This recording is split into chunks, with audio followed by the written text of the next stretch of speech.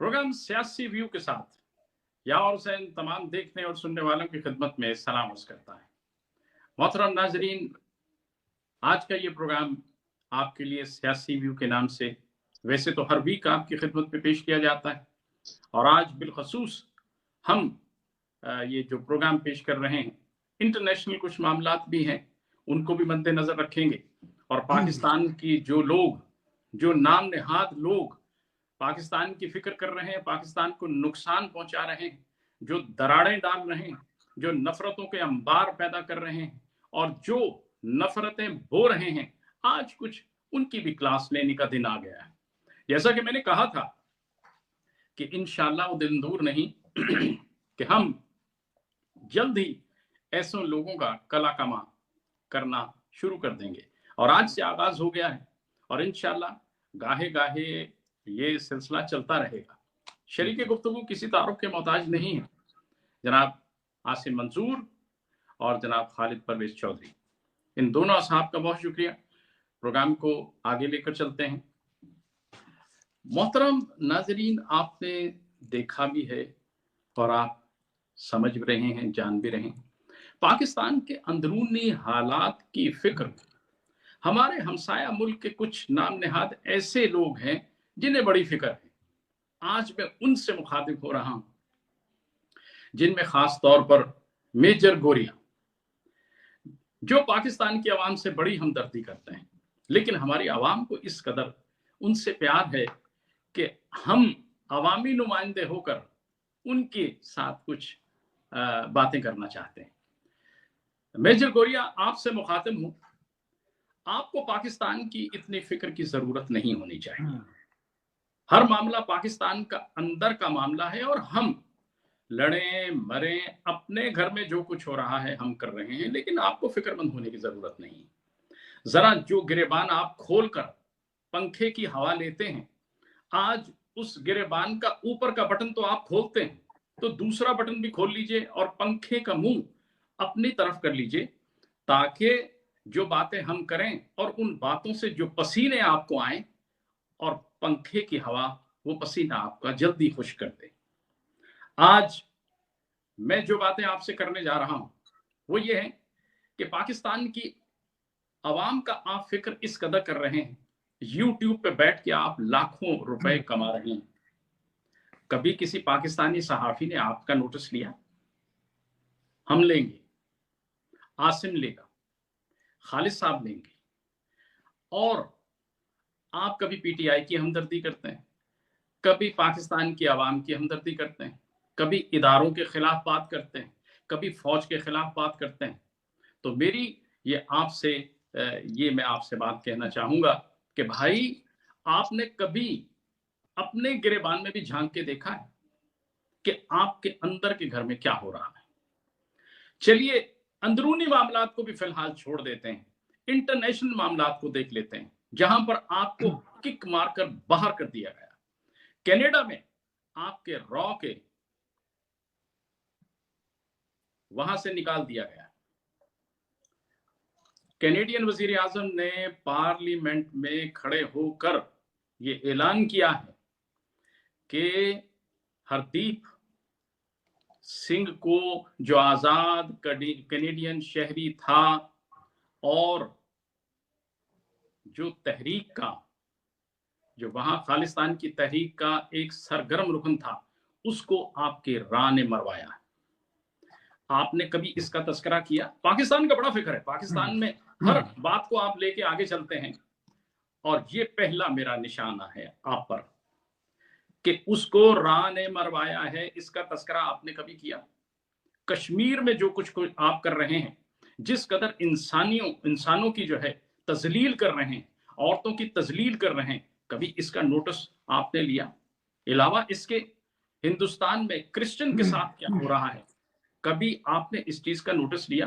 पाकिस्तान का बड़ा नोटिस ले रहे हैं, भाई उसने ये कर दिया, उसने ये कर दिया, पीटीआई ये कर रही है, इमरान के साथ ये हो रहा है, वो और दूसरा, हाल ही में अब जो बरतानिया की उन्होंने चंद रोज पहले रिपोर्ट पेश की है कि ज्यादातर पाकिस्तानी बेनिफिट पर गुजारा कर रहे हैं, और बर्मिंघम की रिपोर्ट आई है और इन्हीं को रिपोर्ट देके गए हैं, मोदी को रिपोर्ट देकर गए हैं, और यहां पर जो लाखों इनके स्टूडेंट्स गैर कानूनी काम कर रहे हैं, कभी उसकी तरफ भी तवज्जो दी है?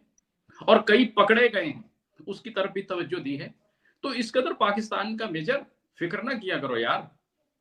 और भी बहुत से मामला हैं, पहले अपने अंदरूने मुल्क देख लो कि वहां क्या हो रहा है। इससे पहले कि मैं और बातों की तरफ चलूं, आगाज गुफ्तगू यहीं से कर लेते हैं। सिर्फ इंटरनेशनल मामला मैंने एक छेड़ा है, बहुत से ऐसे मामलात हैं जिनको अभी हमने छेड़ना है। इसीलिए मैंने कहा कि पंखे का मुंह अपनी तरफ कर लीजिए ताकि जो पसीना आए जल्दी खुश्क हो जाए। आसिम साहब, मेजर साहब के जो इस वक्त वारदात कर रहे हैं और हजारों पाउंड यूट्यूब पर कमा रहे हैं, मेरी पाकिस्तानियों से गुजारिश है कि इसको, ये पाकिस्तान का दुश्मन है, पाकिस्तान के इदारों के खिलाफ बात करता है, पाकिस्तान की आवाम के खिलाफ बात करता है, ये बलोचों के हक में बोलता है। बलोच हमारे हैं, हम उनके हैं।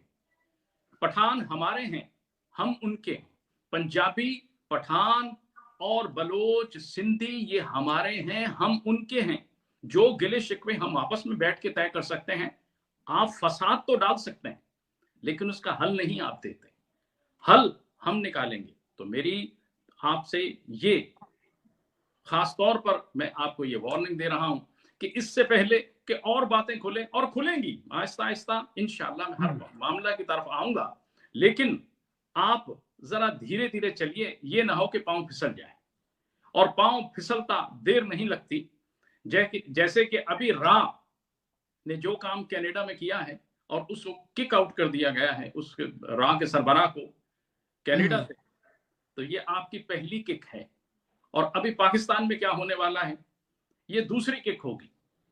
तो जरा ख्याल से कर लीजिए। हाँ, कमा रहे हैं आप, जरूर कमाइए, आपकी कमाई का ढंग है। पाकिस्तान आपका मौजू बना हुआ है। पाकिस्तानियों, मेरे भाइयों, एक मेरी बात याद रखिए कि कभी भी दुश्मन का एतबार न कीजिए। ये हमारा दुश्मन है। हिंदुस्तान अजल से दुश्मन था, दुश्मन है, दुश्मन रहेगा। हर वो काम जो उनकी बेहतरी के लिए है, पाकिस्तान के खिलाफ जाता है, ये वो करेंगे। हमें होश के नाखून लेने की जरूरत होगी, हमें इसका नोटिस नहीं लेना। फौज हमारी है और फौज जो कुछ कर रही है बेहतर, हमेशा बॉर्डर्स पर हमेशा उन्होंने बेहतर काम किया है। लिहाजा हम अपने इदारों के साथ हैं, हम अपनी फौज के साथ हैं। मिस्टर मेजर, आपको किसी किस्म की फिक्र की जरूरत नहीं होनी चाहिए। आसिम साहब, जरा मेजर साहब की तरफ चलते हैं कि हिंदुस्तान में क्या कुछ हो रहा है और ये इतना तड़प रहे हैं, कलप रहे हैं, इसकी क्या वजह है? जरा मेजर साहब को उनके अंदरूनी मामलात याद करवा दीजिए। और मेजर साहब, हाल ही में जो क्रिश्चियन के साथ आपने किया और उनको ज्यादतियां औरतों के साथ की और उनको बरहना करके आपने जिस कदर तजलील की आपकी आवाम ने और आपके पालतू कुत्तों ने, क्रिश्चियन के साथ जो किया, उस तरफ भी तवज्जो है या नहीं? खैर कोई बात नहीं, वो मैं दिलवाऊंगा। आसिम साहब। अच्छा, आपकी वो तस्वीर जो है हिल रही है, आप ऑफ हो क्यों आ गए हैं यार भाई? जी, तस्वीर आपकी मूव हो रही है, अच्छे से कर रही है, आप ऑफ हो के और वापस आ जाए। अच्छा चलिए, ठीक है जी जी आसम भाई। बिस्मिल्लाहिर्रहमानिर्रहीम। बहुत बहुत शुक्रिया यावर साहब और खालिद भाई साहब इस प्रोग्राम में दावत देने का। सबसे पहले तो यावर साहब बात यह है कि जो मेजर रिटायर्ड गौरव आर्या है, ये अब आर्मी से रिटायर हो चुका है। ये थोड़ा सा इसका जो पस मंजर की जानब जाना पड़ेगा कि इस बंदे ने ट्रेनिंग जो है वो अजीत डोल के ज़ेरे साया ली है। ये अजीत डोल का राइट हैंड मैन था और आपको याद होगा जब नवाज शरीफ पाकिस्तान का वज़ीर आज़म था, वही अजीत डोल है जो पाकिस्तान आया था मोदी के साथ। ये उसी वो अजीत डोल जो कि पाकिस्तान के मामलात में, पाकिस्तान के अफेयर्स में, जो अफगानिस्तान में इन्होंने पाकिस्तान के बॉर्डर के साथ साथ कंदहार में, आप सब लोगों को याद होगा, माजी करीब की बात है, इन्होंने कौंसल खाने कैंप किए थे पाकिस्तान की सरहदों के साथ साथ और सैकड़ों की तादाद में किए थे। सिर्फ और सिर्फ उनका मकसद यही था कि पाकिस्तान में दहशतगर्दी को उबार दिया जाए। तो जो अजीत डोल था वो इन सारे कामों का मास्टरमाइंड था और वही अजीत डोल था जो नवाज शरीफ की नवासी की बेटी की शादी पर भी लाहौर में वीआईपी तरीके से आया था, चार्टर्ड प्लेन से बगैर वीजे के। आपको शायद याद होगा, बाद में इनके मरी में मुलाकात होगी। ये वही अजीत डोल है जिन्होंने पुलवामा का किस्सा करवाया था। तो मैं अजीत डोल का नाम इसलिए ले रहा हूं कि जो मेजर गौरव आर्या, जिसका आपने जिस बदनामे जमाना इंडियन स्पाई का आपने जिक्र किया है, ये इसने ट्रेनिंग सारी की सारी अजीत डोल से हासिल की है। ये उसका शिगिर्द खास भाई, आपको शायद याद होगा कि जब इन्होंने पुलवामा का वाकया करवाया था, तो वो भी उस वक्त अजीत डोल के साथ ये मेजर गुरवारिया की प्लानिंग थी। बाद में इसकी उन्होंने, जब आपको याद होगा जब माजी में क्लिंटन ने दौरा किया था इंडिया का, तो उस वक्त भी उन्होंने कश्मीर की तहरीक को बदनाम करने के लिए आते खुद अपनी एक आर्मी के ट्रक को दहशतगर्दी का निशाना बनाया था। इन सारे जो बड़े बड़े कारस्तानी हैं वो सारे के सारे उनके पीछे अजीत डोल है। और जब अजीत डोल को उन्होंने सलामती कौंसिल के लिए चुन लिया, तो फिर उन्होंने अजीत डोल ने जो अपने सारे मामला से वो मेजर गुरवारिया के सुपुर्द कर दिए।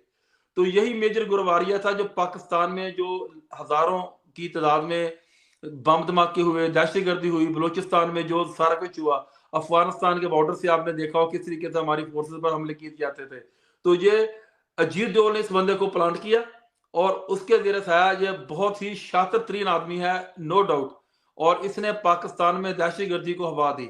बलूचिस्तान के मामले में आपने देखा जो फरारी कैंप थे, जो मिसिंग पर्सन थे, उनके दरमियान गलतफहमी पैदा करना और जो भी दहशतगर्दों को फंडिंग देना, जो सारा गुरवारिया के जुम्मे था। आपको याद होगा कि माजी के करीब में मुशर्रफ दौर था, मुशर्रफ दौर के बाद जब जरदारी का एंड था और नवाज शरीफ का दौर उसे शुरू हुआ था, कुलभूषण यादव बहुत मशहूर मरूफ था, वो ईरानी पासपोर्ट पर आया था मुबारक हुसैन के नाम से, और उसने इतनी दहशतगर्दी की थी पाकिस्तान में। वो सारे के सारे जो फंडिंग थे वो सारे के सारे ईरान के वाया ईरान, वो सारी बलूचिस्तान में दहशतगर्दी होती थी, वो सारी मेजर गुरवारिया की प्लानिंग थी। ये बंदा बहुत ही खतरनाक था, अब तो खैर ये रिटायर हो चुका है, लेकिन इस बंदे ने पाकिस्तान की यकीन माने जड़ों को सही मानों में डिच किया। लेकिन बदकिस्मती की बात यह है कि मैं मानता हूं कि हमारे अदारे माशाल्लाह बड़े एक्टिव हैं, उन्होंने अपनी हर मुमकिन कोशिश की, लेकिन इस बंदे ने, यावर साहब एक लफ्ज आपने सुना होगा माजी के लिए में, fifth generation war. Fifth generation war का मकसद ये था कि अवाम में और फौज में खलीज पैदा कर दी जाए। पहले आप देखिए कि नारा लगता था और सारे एक पेज पर आ जाते थे। फिफ्थ जनरेशन वॉर का मतलब ये था कि अवाम में और आर्मी में खलीज पैदा कर दी जाए और लोगों को मुतनफर कर दिया जाए। और इस पाकिस्तान में इस गेम में मेजर गुरवारिया और अजीत डोल बड़ी हद तक कामयाब रहे। कुछ हमारे अपनों की भी गलतियां थी कि हमने अपनी गलतियों से सबक नहीं सीखा, हालांकि हमें अपनी गलतियों से सबक सीखना चाहिए। कुछ हमारे अपनों की भी गलतियां थी, कुछ हमारी अवाम भी सादा लो थी, तो उन्होंने वाकई इस जलती पर तीली का काम किया और उन्होंने इस खलीज को बढ़ाया। आपको याद होगा यावर साहब कि यही मेजर गुरवारिया था जब इसने अपनी मुद्दत मुलाजमत में इतना इसने कारनामे अंजाम दिए और इसको प्राइड ऑफ परफॉर्मेंस इंडिया से नवाजा गया। अब ये रिसेंटली रिटायर हुआ है, बिल्कुल आपने बिजा फरमाया। अब ये एक ना गोरों का कानून है, कैरेट एंड स्टिक वाला। ये आपको याद होगा कि अमेरिकन कॉन्डोलीजा राइस जो थी, उनकी सेक्रेटरी ऑफ स्टेट वो अक्सर यूज किया करती थी, कैरेट एंड स्टिक। पहले स्टिक से बनाओ, अगर नहीं मानते तो पता चलता है अकड़ है, तो फिर प्यार की गोली दो। हमारी जो पाकिस्तानी कौम है ये ज्यादातर सादा लो कौम है, ये जज्बाती कौम ज्यादा जाती है, ये बात की गहराई तक पहुंचने की सलाहियत बहुत कम लोगों में है। ये बदकिस्मती के साथ हम जज्बाती कौम है, शुरू से हमारा ये वतीरा रहा है कि हमारी पाकिस्तानी कौम एक इंतहाई जज्बाती कौम है। तो इस बंदे ने देखा कि जब इंडिया पाकिस्तान की बारी आती है तो पाकिस्तानी कौम इंतहा की ज्यादा जज्बात में आ जाती है। तो उन्होंने इसका टेक्निकल ये किया कि पाकिस्तान की अवाम की जानिब से ऐसे ट्वीट्स किए गए, यूट्यूब चैनल पर उन्होंने ऐसे ब्लॉग्स बनाए गए, ऐसी उन्होंने वीडियोस डाली कि जिससे वो एक पाकिस्तान का सबसे बड़ा हमदर्द बनकर सामने आया। आपको याद होगा जब जनरल आसम मुनीर की अपॉइंटमेंट हुई थी, उस वक्त ये बहुत बंदा था जिसने मुबारकबाद का पैगाम भेजा था, पाकिस्तानी कौम को मुबारकबाद दी थी, जनरल आसम मुनीर को मुबारकबाद दी थी और कहा था कि अब इंडिया और पाकिस्तान के दरमियान जो मामलात हैं, जो सर्दमोरी है, सारी की सारी ठीक हो जाएगी। लेकिन जो जिस तरह कहते हैं ना कि आप शाम को जितना मर्जी दूध पिला लें इसका जहर नहीं जाता, ये मेजर गुरवारिया पर यह बात बिल्कुल फिट बैठती है कि ये अब एक नए तरीके से एक डिफरेंट एंगल के साथ जितनी तादाद में पाकिस्तानी कौम जो है, देखें वो सोशल मीडिया, यूट्यूब, इंस्टा सारा यूज करते हैं। आपने देखा कि उन्होंने इस कौम को टारगेट किया कि जो उनकी दुखती रग थी उस पर हाथ रखा और उनकी हमदर्दी करने की कोशिश की। हमारे लोग उसको देखते हैं, उनका वॉच टाइम बढ़ता था, लाइक बढ़ते हैं, वो करोड़ों रुपए का वो पैसे कमाते हैं और यकीन कीजिए यही पैसा हमारी पाकिस्तान के खिलाफ इस्तेमाल होता। जिस तरह आपने देखा होगा माजी में मादी करीम में आप देखा होगा, सुना होगा कि सोनिया गांधी ने एक बयान दिया था, शायद आपको याद होगा। उन्होंने कहा कि पाकिस्तान की जो हमारी जो इंडस्ट्री है, हमारी जो फिल्म इंडस्ट्री है, यही पाकिस्तान की बुनियादों को तबाह करने के लिए काफी है। हमें पाकिस्तान की जंग करने की जरूरत नहीं है। ये जो हमारी जो फिल्म इंडस्ट्री है, जो हमारा जो सारे का सारा जो हमारी प्लानिंग है, सारा हमारा नजरिया है हिंदुइज्म का, वो सारा पाकिस्तानी ज़हनों में ट्रांसफर हो रहा है। आप घर घर देख लें जावर साहब, आप घर घर देख लें कि हर मामले में, हर घर में आप देखें किस तरीके के साथ उन्होंने हर घर, बेशक वो औरतों ने नमाज ही पढ़नी हो, लेकिन इंडियन चैनल लगे हुए हैं। वो सारे के सारे जो रॉयल्टी जाती है वो इंडिया की इकोनॉमी को मजबूत करते हैं और उसी से असला आता है और उसी से वो पाकिस्तान के खिलाफ वो देखो इतना प्रोपेगेंडा होता है। आपने एक शायद 2 साल पहले एक वाकया सुना होगा, एक बड़ा मशहूर वाकया हुआ था। एक बच्चे का दादाजी फौत हो गए, तो उन्होंने कहा कि हमने इनकी चिता को कब आग जलानी है, इनकी चिता को आग कब लगानी है। तो सारे घर वाले हैरान परेशान कि ये अल्हम्दुलिल्लाह ये मुस्लिम के ये तो किस तरह की बातें कर रहा है। कहता है यार हमारे हर रोज ड्रामे लगती हैं, तो उसके जब कोई मर जाता है तो चिता को आग लग जाते हैं। तो यही था नजरियाती तौर पर उन्होंने हमारे जो दिमाग थे ना, वो वैसे ही अल्हम्दुलिल्लाह थोड़ी सी अकल से थोड़े से आ रही होते हैं, लेकिन उन्होंने सही मायनों में अटैक किया। और जिस तरीके के साथ उन्होंने सोशल मीडिया के जरिए सारे का सारा आपने देखा कि पाकिस्तान की जहनों को उन्होंने किया। पाकिस्तानी कौम दिल की बहुत अच्छी है, मैं ये नहीं कहता, जज्बाती तरीन लोग हैं ये। अगर इनके हक में कोई ट्वीट कर दे, जो इनको अपना मसीहा बना लेते हैं। तो मेजर गुरुवारिया ने जो कैरेट एंड स्टिक का मामला था ना, वो पहले हमेशा वो स्टिक यूज करते थे, सब उन्होंने कैरेट यूज की और पाकिस्तानी अवाम की उन्होंने हमदर्दी हासिल की। और आपने देखा कि किस तरीके के साथ उन्होंने पाकिस्तान की अवाम की हमदर्दियां, आप उनके फॉलोअर देख लें, उनके 6.5 मिलियन फॉलोअर्स हैं यूट्यूब पे, 6.5 मिलियन। और आप यकीन कीजिए मोस्टली पाकिस्तानी होंगे, वॉच करते हैं, लाइक करते हैं, सारे का सारा पैसा उधर के आता है। ये उनकी एक बड़ी टेक्निकल है ना प्लानिंग होती है। मेजर गुरुवारिया हमेशा से पाकिस्तान का दुश्मन रहा है। जो पाकिस्तान में दहशतगर्दी हुई है, चाहे वो बलूचिस्तान में हो, फाटा में हो, आपने देखा होगा कि हर तरीके के साथ बलूचिस्तान के मामले को इसको स्पेशलिस्ट किया करते थे। आप पुराने इसके क्लिप्स निकाल कर देख लें, आप इसके पुराने यूट्यूब पर क्लिप्स निकाल कर देख लें। ये हमेशा ही कहा करता था कि हमने बलूचिस्तान को लहदा करना है और हमने जो कश्मीर का बदला है वो हमने बलूचिस्तान में लेना है। वो कहते हैं ना कि जब कोई मैच होता है, कोई सिचुएशन चेंज होती है, तो कप्तान जो अपनी मर्जी और मंशा के मुताबिक अपने फैसले करता है। मकसद सिर्फ उसका यही होता है, रूट पर जो मर्जी अपनाए, लेकिन मकसद सिर्फ ये होता है कि कामयाबी की तरफ जाना होता है। तो बिल्कुल ये जो गुरुवारिया है, मेजर रिटायर्ड गुरुवारिया, ये अजीज देवल का शिगिर्द है और ये इंतहाई शातिर तरीन बंदा है। और इस बंदे की आप देखें कि बलूचिस्तान पाकिस्तान का सबसे हसास तरीन हिस्सा है यावर साहब। और मादी करीम में जब ये इंडियन आर्मी में था, इस बंदे को पूरा का पूरा कंट्रोल हासिल था बलूचिस्तान का। हर मामलात में जो बलूचिस्तान की इसकी राय चलती थी और इसकी राय को हतमी माना जाता था। He is a very very शातिर, बहुत ही क्लेवर शख्स है। लेकिन आपने बिल्कुल बहुत अच्छा पॉइंट उठाया। अब देखें जिस तरह इन्होंने एक बड़ी सिफारती कामयाबी हासिल की कि इन्होंने G20 का इजलास बुलाया इंडिया में, लेकिन इंडिया ने एक और आपने देखा कि इन्होंने तरफ का पता फेंका कि इन्होंने किसी भी तरह से रशिया की मजम्मत नहीं करने दी। हालांकि जिस तरह यूक्रेन की वार चल रही है, तो इन्होंने रशिया की मजम्मत नहीं करने दी किसी भी आलमी कंट्री को, जो थे करता दाता रहनुमा है पूरी दुनिया के, अमेरिका, ब्रिटेन, फ्रांस, कनाडा, किसी को उन्होंने, मोदी ने स्ट्रेट फॉरवर्ड कहा कि आप रशिया की हमारी सरजमीन पर खड़े होकर मजम्मत नहीं कर सकते यूक्रेन की वार की। और जहां तक मुझे लग रहा है यावर साहब, आलमी एस्टेब्लिशमेंट का जो पालतू है ये मोदी साहब, तो उन्होंने इसको एक हद तक उन्होंने देखा, लेकिन वो कभी भी नहीं चाहेंगे कि ये अपनी औकात से बाहर हो जाए। इंडिया ठीक है, मानता हूँ चौथी मुआशी पावर बन गया है, लेकिन जिस तरीके के साथ अभी कनाडा वाला वाकया हुआ, ये तो राह के मुंह पर तमाचा लगा है ना कि उन्होंने उसका सफीर निकाल दिया और इधर इंडिया ने भी उनके सफीर को 5 दिन का नोटिस दे दिया कि leave our country with in 5 days. तो ये उनके दरमियान अब ये जंग जो चल पड़ी है, लेकिन ये कोई हद से ज्यादा ओवर हो गए थे। लेकिन जो सिख कम्युनिटी है उसमें ये बहुत ही खुशी का उनके लिए हुआ है कि जिस तरीके के साथ उनके एक बहुत आला बंदे को जो यहाँ से फरार होकर उसने कनाडा में सियासी बना ली और वहां वो प्लम्बर का काम करता था और वो लोकल गुरुद्वारे का वो सरबरा भी था, जिस बेदर्दी के साथ उसको कार पार्क में फायरिंग करके मारा गया। अब कनाडा और इंडिया के तल्लुकात बड़े कशीदा हो गए हैं। और मैं दुआ करता हूँ और उम्मीद करता हूँ इंशाल्लाह ताला कि राह इस तरह अपने जो बदनामी ज़माना काम है उसमें जो एक्सपोज होगी और अपने मुल्क की बदनामी का बायस बनेगी। बहुत शुक्रिया आपका। देखा मोहतरम नाजरीन आपने कि ये राह के मुंह पर बहुत बड़ा तमाचा है और गौरव के मुंह पर बहुत बड़ा तमाचा है, लेकिन हमें ये देखना यह है कि और कहां से इनको मुंह की खानी कर पड़ेगी, बल्कि मुंह पर खानी पड़ेगी।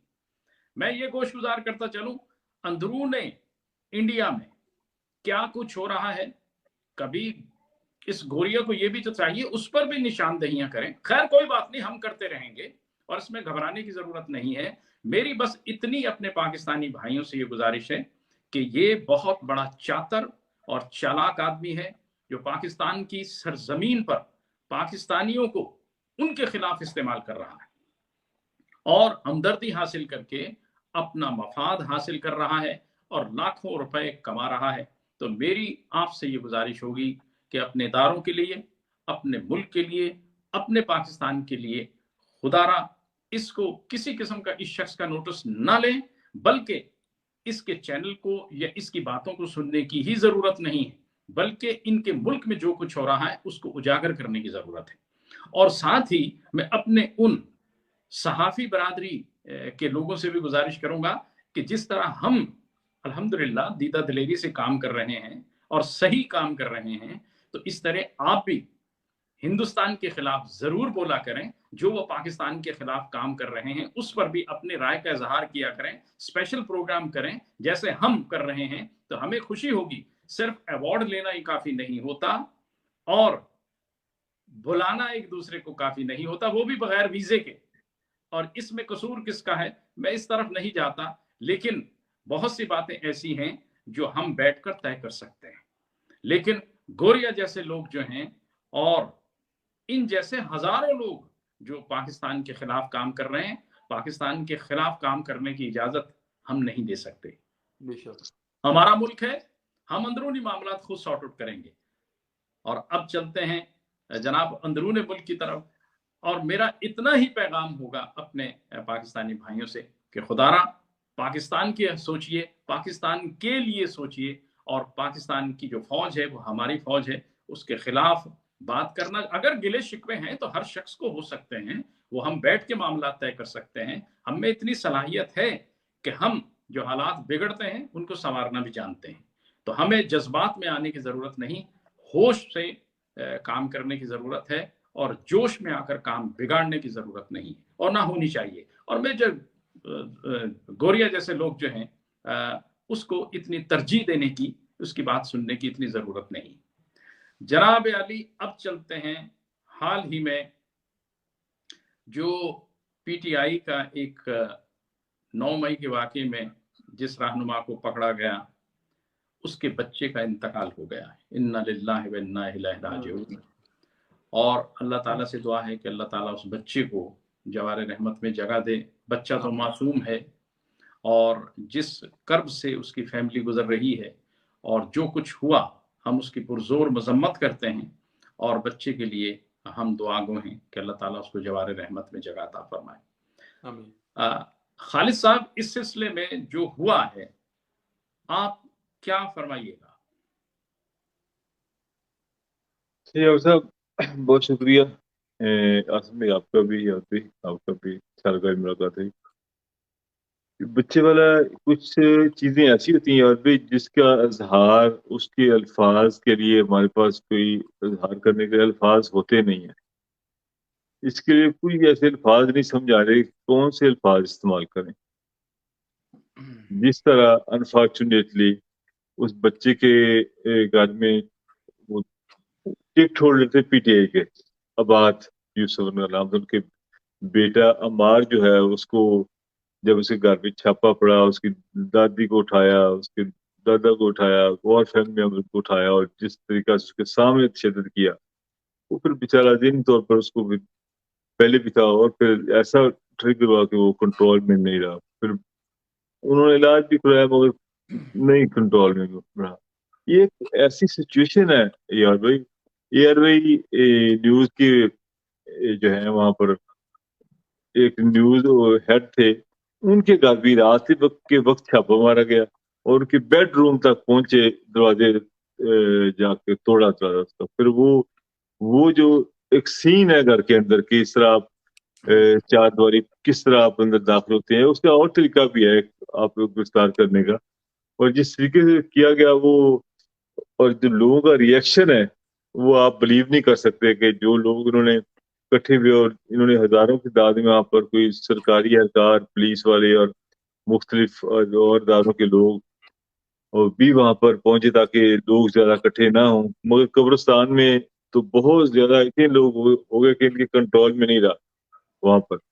और अनफॉर्चुनेट ना तो इससे पहले बहुत सारे वाकयात हुए, ना उसका आज तक किसी को इंसाफ मिला।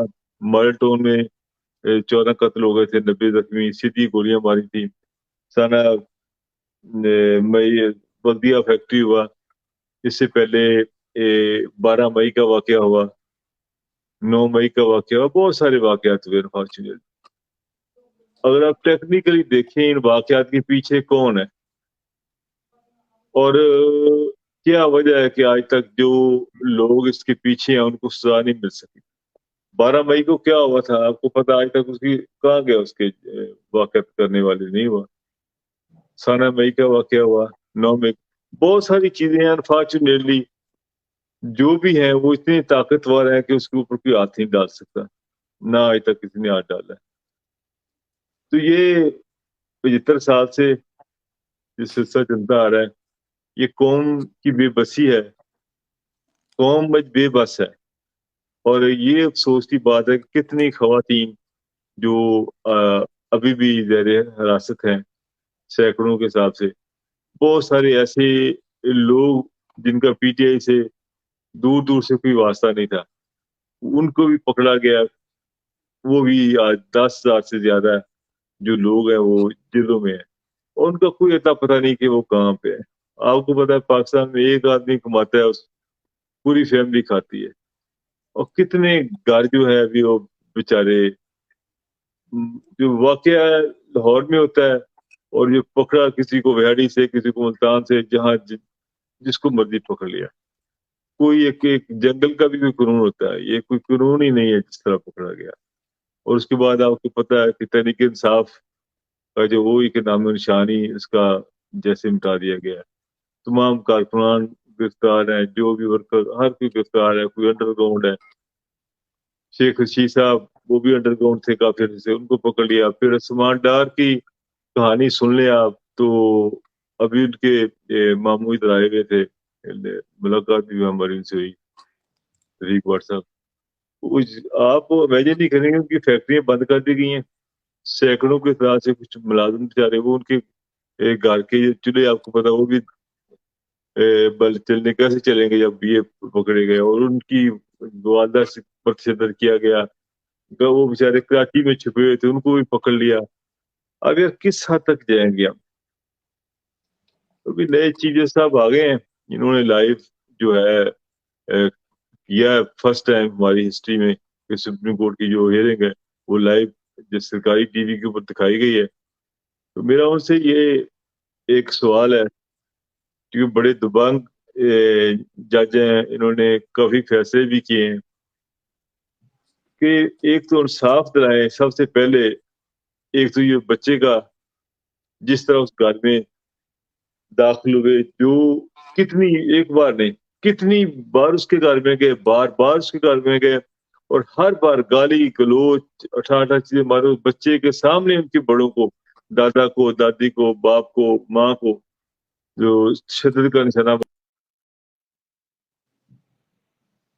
जी इसके बावजूद देखें फिर जो उनको जब लेकर तो बच्चे की ज्यादा थी अटैचमेंट वालिद के साथ, तो किस तरह बेचारा वो हॉस्पिटल में गया, उसकी डेथ हुई। फिर आपके सामने इमरान रियाज खान को आज गए हुए कितने 150 दिन हो गए हैं फिर राउंड बोर्ड। फिर अरशद शीर के साथ किया, वो भी आपके सामने है। बहुत सारी चीजें दर्दनाक चीजें हैं हमारी जिंदगी में, हिस्ट्री में।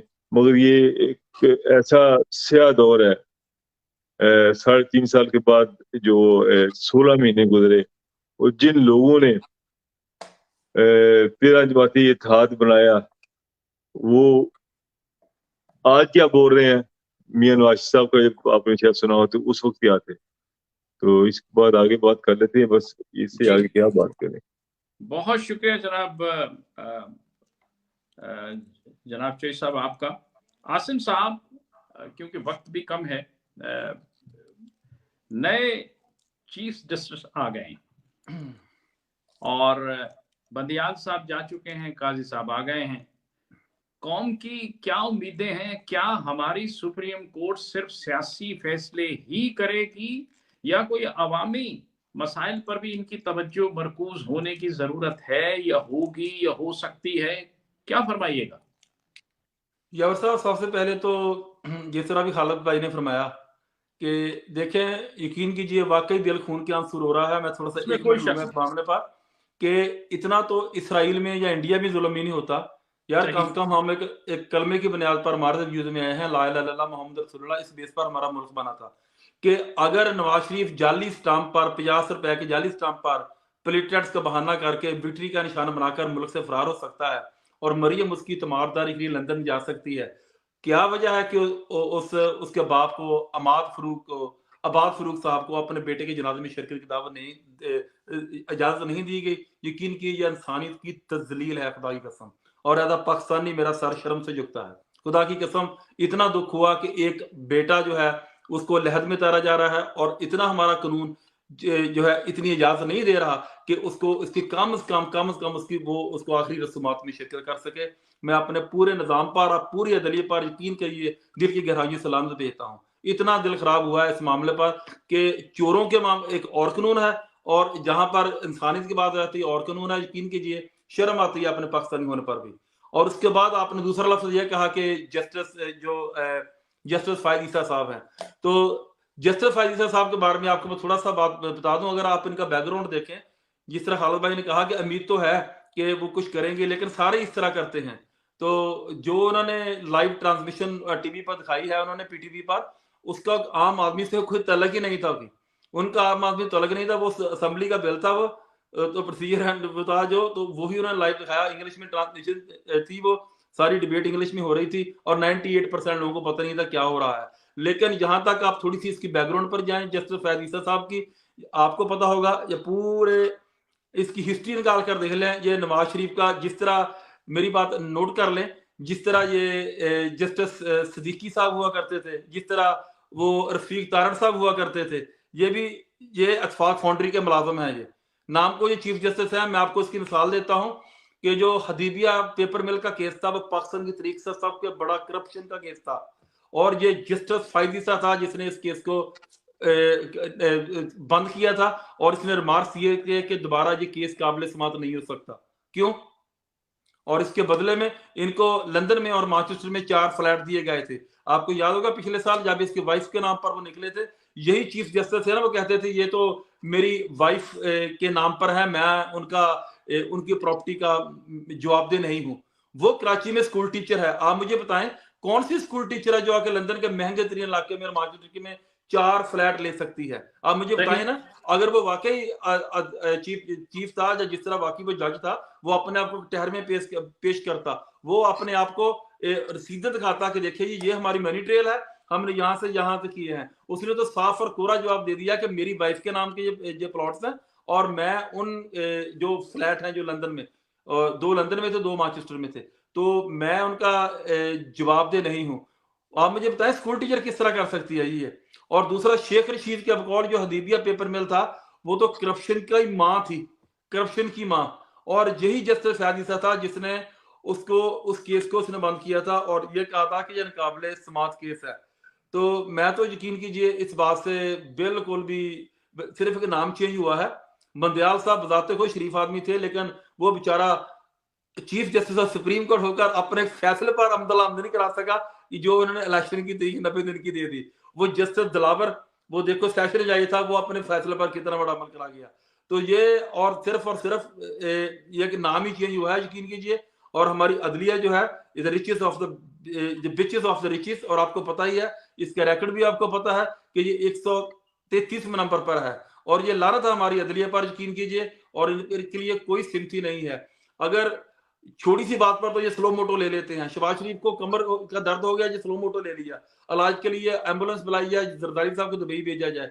क्या यही चीफ जस्टिस इसका जो पहला टेस्ट केस था, ये ना कहता कि देखिए जी आए और जो मामला है इस पर वो इंक्वायरी कमेटी बैठाता, फिर कौम भी मानती, फिर इसने कौम की नब्ज पर हाथ रखा है। फिर आप कहते हैं जब इस तरह की नाइंसाफियां होंगी, फिर इस तरह की नाइंसाफियां होगी कि जो 50 रुपए के जाली स्टाम्प पर लंदन जाते हैं और मरियम उसकी तीमारदारी के लिए जाते हैं, और जब एयर एम्बुलेंस में जाता है विक्ट्री का निशान बनाकर जाता है। जब और जो एक केस था आबाद फरूक साहब का जो और उसके बेटे के साथ जो हुआ, उसको आखिरी रसूमात में शिरकत की इजाजत नहीं देगी। जब हम अवाम को दरमियान इतनी खलीज पैदा करते हैं यावर साहब, जब अमीर के लिए एक कानून, गरीब के लिए एक कानून, तो आप मेजर गौरव आरिया को किस तरह मौज़े इल्जाम ठहराते हैं? हम तो उनके लिए रात खुद हम बार कर रहे हैं। अगर हमारे कानून जो है वो हर खास आम के लिए एक हो, वही अमीर के लिए हो, वही गरीब के लिए हो, तो मेजर जो गौरव आरिया है उसके ऐसे बंदों की जरूरत नहीं है कि हमारी वो पाकिस्तानी अवाम के दिलों में या अपनी जगह बनाए, क्योंकि सारे लोग उसको ददकार देंगे। लेकिन जब हमारे कानून ही दो चले जाते हैं, अमीर के लिए और गरीब के लिए और, तो मुनाफिकत की इंतहा है। बाहर नाम नहाद इस्लामी मुल्क में हम रह रहे हैं, लेकिन ये मुनाफिकत की इंतहा है यावर साहब, यकीन कीजिए। और मैं नहीं समझता कि जो काजी फायदीसा साहब हैं जो कि आकर कोई इतना कोई बोलबाला करेंगे, ये जिनका बंदा है और वो बड़े फख्र से कहते हैं कि हमारा बंदा आ गया, तो उन्होंने अक्टूबर का अनाउंसमेंट भी कर दी है। तो अब इंशाल्लाह ताला काजी फायदीसा के आने से अल्हम्दुलिल्लाह मियां साहब की प्लेटलेट्स भी ऊपर आना शुरू हो गई हैं, और उम्मीद करता हूँ कि इंशाल्लाह ताला वो पाकिस्तान आएंगे। बहुत शुक्रिया आपकी निशानदहियों का। मोहतरम नाजरीन, वक्त कम है और बस मैं यही मैसेज दूंगा कि पाकिस्तान हमारा है, हम पाकिस्तानी हैं, गो के बाहर बैठे हैं, लेकिन पाकिस्तान के हालात से हम जुड़े हुए हैं।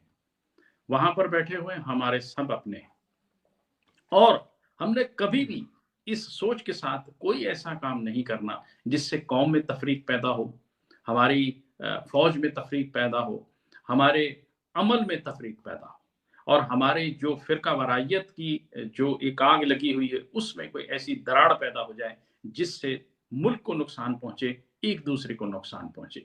इससे हमने बचना है, और ये हमने बड़े फख्र के साथ ये ऐलान करना है कि हम पाकिस्तानी एक हैं और एक हैं और एक रहेंगे। इंशाअल्लाह आने वाला वक्त पाकिस्तान के लिए और पाकिस्तानियों के लिए, मुल्क के लिए बेहतर होगा। यावर हुसैन को अपने मुअज़्ज़ज़ मेहमानों के साथ अगले हफ्ते तक के लिए इजाजत दीजिएगा, इस दुआ के साथ कि पाकिस्तान हमारा है और हम पाकिस्तानी हैं। बहुत शुक्रिया। खुदा हाफिज।